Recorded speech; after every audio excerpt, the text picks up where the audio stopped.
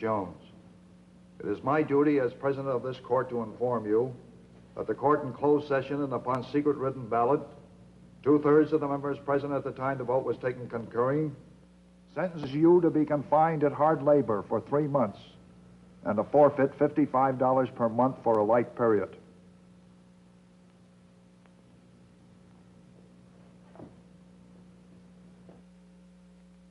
Private Jones' sentence to confinement in the stockade has been approved. He is about to enter what to him appears to be a strange and restricted world. The confinement order is checked by the main gate guard.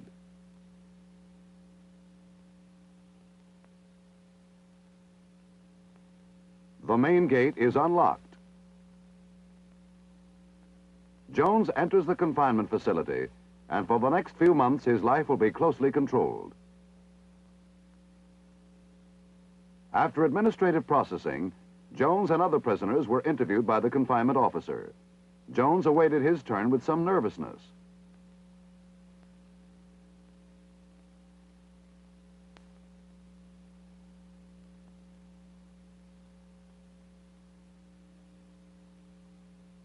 The confinement officer answered any questions Jones had and informed him of the Department of Defense uniform policy for the treatment of prisoners. Confinement is used to correct a man, not further punish him. The United States Army employs the most humane and up-to-date correctional treatment measures.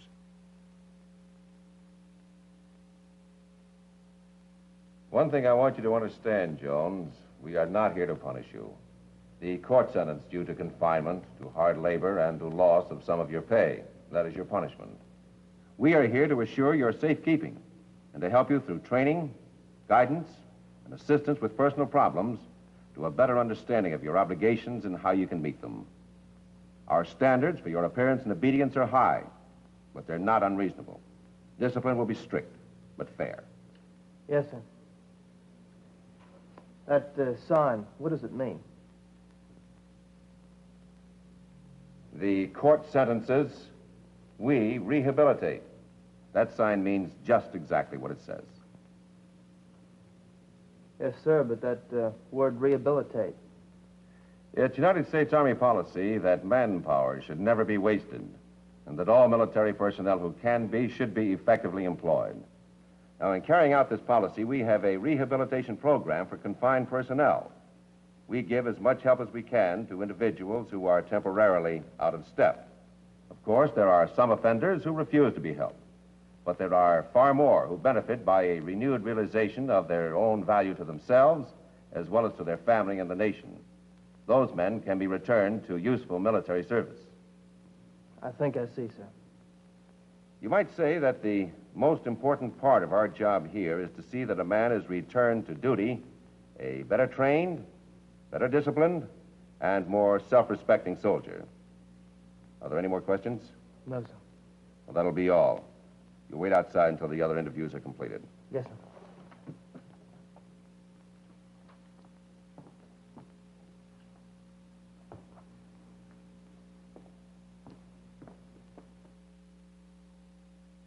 The interview with the confinement officer, however, still left Jones puzzled.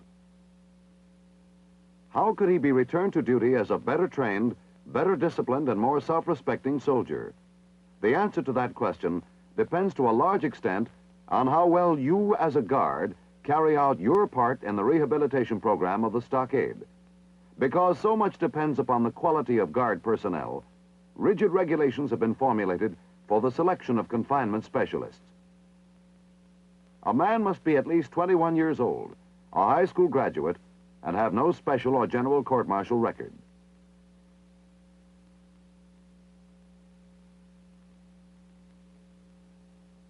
He should have had experience in leading and handling men.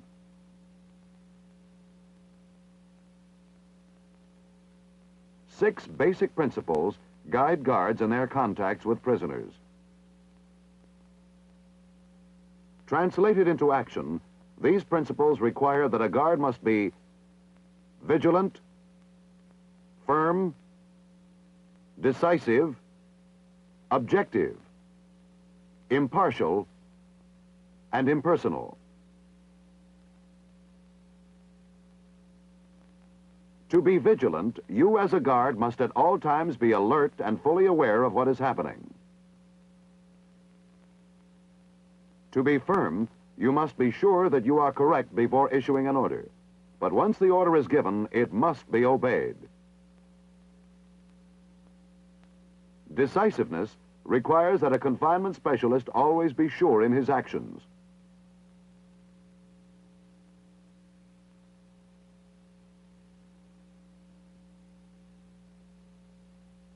You must be objective, and remember that you are responsible only for your part in carrying out the prisoner's sentence of confinement.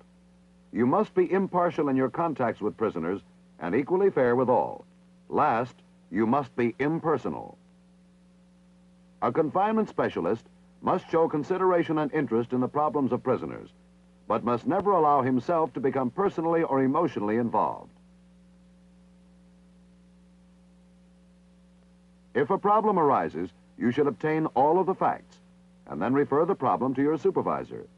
He may, after conferring with the confinement officer, request assistance from the mental hygiene clinic, the legal officer, the chaplain, or others who may be concerned.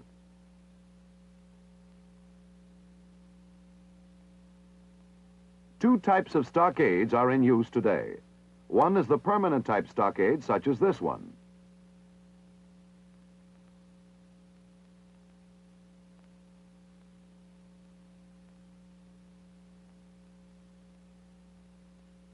The other is the temporary type stockade. Although the physical structures may differ considerably, both types of facilities operate on the same principles.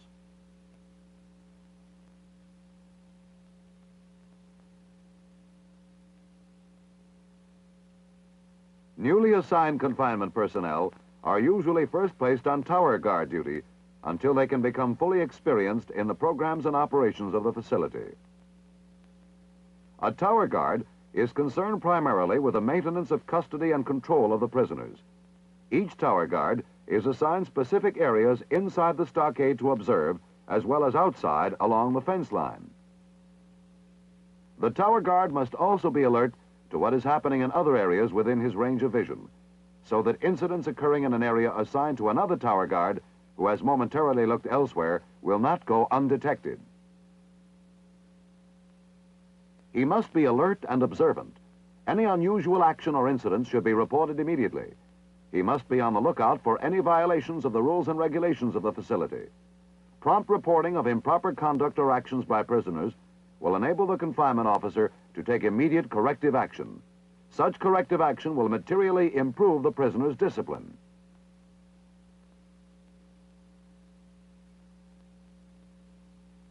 An important function of the tower guard is the protection of other guard personnel. His mere presence acts as a deterrent to prisoners who otherwise might decide to gang up on unarmed guards. Should an incident or disorder occur, the tower guard's immediate report will enable prompt dispatch of sufficient guard personnel to the scene. His spotting of ringleaders ensures that they will be isolated, withdrawn, and segregated. An early step in the correctional treatment and rehabilitation of an offender is improvement in the prisoner's discipline.